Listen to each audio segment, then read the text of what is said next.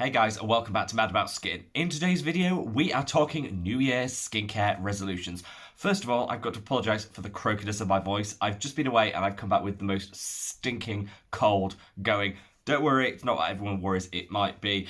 Just a cold, we're all good, but we sound a little bit husky, so we're going to plough on through and talk today about some of my New Year skincare resolutions.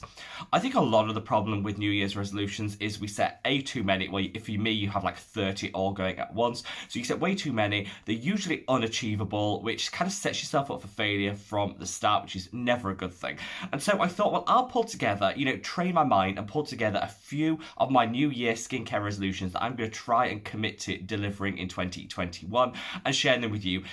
For a little bit of inspiration, but kind of give you a hint to how the direction of the channel might be going in 2021.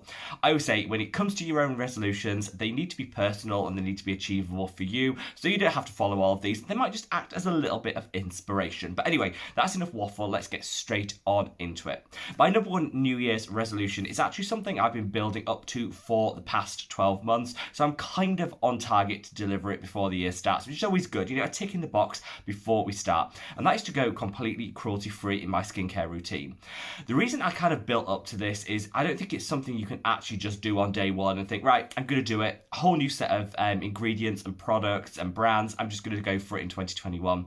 You have to do some research. You have to work, fade old products out so you don't have loads of waste, bring new products in, test and trial new things. So I've kind of been doing this over the past sort of 6 months with a view to being completely cruelty-free by the start of 2021.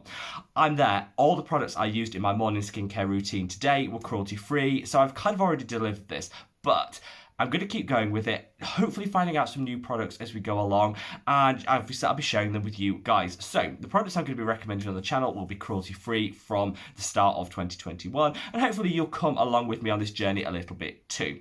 Number 2 is something I have on this list every single year. Every single year I fail to deliver it and drop it by about week 2 of the year, and yet every year it reappears again, rears its ugly head, and I'm going to try so hard to actually do this year, and that is to stop touching my face. I don't know why I keep doing it. I'm guessing I'm not the only one out there. If you get a zit, it's there. It's big. It's there for everyone to see. And you keep touching it throughout the day as if to check, is it still there? Is it still big? Well, of course it is. A, it doesn't go that quickly. And B, of course it's still big because you keep prodding and poking it, which makes it look bigger, more red, more inflamed.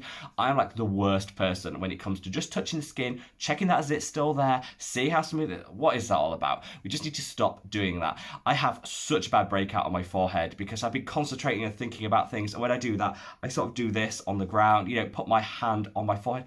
The dirt, the germs, the bacteria, all the stuff we don't need end up on our skin, and it's just really, really bad. So 2021 is when I'm going to break the habit and I'm actually going to stop touching my skin. Cut to like 3 weeks time and I've dropped this one already, but I'm going to start as I mean to go on and try my best. Now, coming in at number 3 is something which I've been promising to do all year. I've even filmed videos on it and yet still haven't achieved it. So I'm actually going to bite the bullet and do it on the 1st of January. And that's clear out the junk. The old skincare that we just don't need in our lives. I, like anybody else, but I think I might have a hoarding problem. I can see myself on that program Hoarders in a few years time, like the skincare edition. My problem is if I spent money on something, I just can't bear to chuck it out. It might be a total failure. I might have only spent like £15 on it. It's not like break the bank luxury, and yet I'll still keep using it even though it doesn't work. It might break me out. It might irritate my skin. It doesn't matter. I spent money on that. So I either keep it and never use it, but still keep it 'cause in my head, it's less of a waste of money if I've kept it, or I keep using it up to the end even though it's really bad for my skin. Need to stop doing that. I need to stop hoarding and throw out the junk. So my tip is declutter. On the 1st of January I'm going to go through all that skincare and throw out all of the stuff that's out of date, doesn't look like it ever needs to go on someone's skin again, and stuff that just didn't work for me. Obviously, this is easier if you can gift things away, you can donate them, you can give them to friends and family, you can repurpose them. Sometimes stuff doesn't work on the face, but it's fine for the body or the hand. Don't throw something out because it doesn't work for the face if you can repurpose it for another part of the body. If it just doesn't work, Chuck it. Say goodbye to it. Let 2020 be the year that we stopped hoarding, and 2021 we can have a fresh, clean perspective without cluttered vanities and cluttered shelves.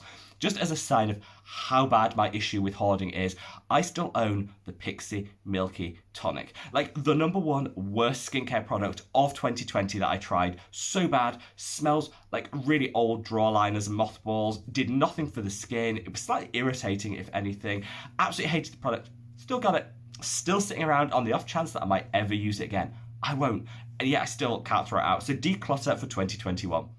Coming in at number 4 is apply my products slower. I am a huge advocate of the 60-second rule, the minute per product application process. A lot of people say how long should I leave between products and stuff. I say as a general rule, it doesn't work for everything, but as a general rule, 60 seconds. It gives the product time to sink in, for the body to start using it, and for it to start working its magic. If you do it less than that, you risk products interacting or maybe not getting the full benefit. If you leave longer than that, it can dry out the skin, so the products you put on afterwards might not be as effective. So the 60-second rule is crucial. Do I follow it? No. On a morning, I'm rushing out that door. I never actually follow this. I just slather everything on and hope for the best. It doesn't have a huge earth-shattering impact. It's not going to mean all my products fail to do anything for my skin. It just means I'm losing some of the benefit. And if you spent money on a product and you've invested in it and you want to get those gorgeous results, I think it's worth making sure you have the time to leave 60 seconds between each product. So this is like my New Year's resolution number 4, is to actually spend a little bit more time. I'm not talking hours, just a little bit more time on my routine, particularly in the morning when I'm more rushed, to allow for that proper application time, for it to sink in properly before I then slap on the next product afterwards. And something which actually, if you have the time and can do this, I would fully recommend everyone adopt this, because it will mean you get that little extra benefit from the products you paid your hard-earned money for, and you'll see the results that little bit quicker. So definitely worth it. Now, in at number 5, this one is a little bit niche to me. This is the one that I want to try for myself. I'm not saying everybody has to do this, but it's something that I do want to incorporate more into my skincare routine, and that is buying British. Now, obviously, this relates to the country that you're currently in. I'm British, I live in the UK. If you're American, you want to do the American equivalent. But my reason for wanting to do this is, A, I think it's a great way of discovering some homegrown brands and supporting some homegrown businesses, but also it cuts down on the transportation, the air miles. It just makes your skincare routine that little bit greener. So buy more local. Let's call it buying local. That way, you're going to cut down on those air miles. You're going to get products which hopefully you'd hope are fresher, but that doesn't always work. But also you'd be supporting local businesses, which has to be a great thing. Here in the UK, we are blessed. We have some fantastic brands. We have the Inky List, which are absolute cult favourite. I love that product. We have Face Theory, which if anyone's watched this channel knows I am a hardcore fan for. I don't plan to have my whole skincare routine British only, because I think, A, that's too restrictive, and it means that I can't recommend other fantastic stuff for you guys. But I am going to try to just, experiment with some new British brands, hopefully find some new holy grails, and cut down a little bit on my overall air miles for 2021. This isn't going to be a hard and fast rule. It's just something that I'm going to work towards and kind of just, discover a few new British brands. Finally, coming in at number 6 is I'm going to stop making excuses for products that don't live up to my own standards. Everybody's guilty of this, and I am so guilty when it comes to I love a product and therefore I'll make excuses for why I should continue to use it in my routine. It might not meet my other considerations, such as the cruelty-free that we mentioned earlier. It might not meet what I want in a product. It might have some ingredients I'm not that keen on, but if I love the texture, I apologise profusely and think it's fine because I love the product. It's not. I'm going to stick to my own principles, and if a product doesn't meet my standards, it goes. It might be something I absolutely love and I've used in my skincare routine for years and years and years, but if it doesn't meet that, out it goes, because I think the more we apologise for products, we're just lying to ourselves. Like, drop the standards if you're that bothered. I just think there's quite a few times where I make excuses and exceptions for products that don't meet the other things that I would shade other companies for because I really like the product. It's hypocritical. I'm only fooling myself, and so I'm going to stop making apologies and excuses for products that don't live up to the standards I want to live by, and actually, just toss them to one side, say goodbye, and look for alternatives in my skincare routine. there you have it, guys. I would love to know what your skincare and general resolutions are. So leave me a comment below. What are you going to be trying to achieve in 2021? Personal goals, resolutions, whatever you want to call them. Leave them in the comments below, because I think it can be quite inspiring when we're almost shopping around for a resolution to hear what some other people are doing, take some inspiration. Leave me a comment below and share your thoughts and feelings. Wherever you are in the world, guys, I hope you're staying safe and well, and looking forward to a new year and hopefully a slightly different year to 2020. Wherever you are in the world, guys, stay safe, stay well. Take care. Bye.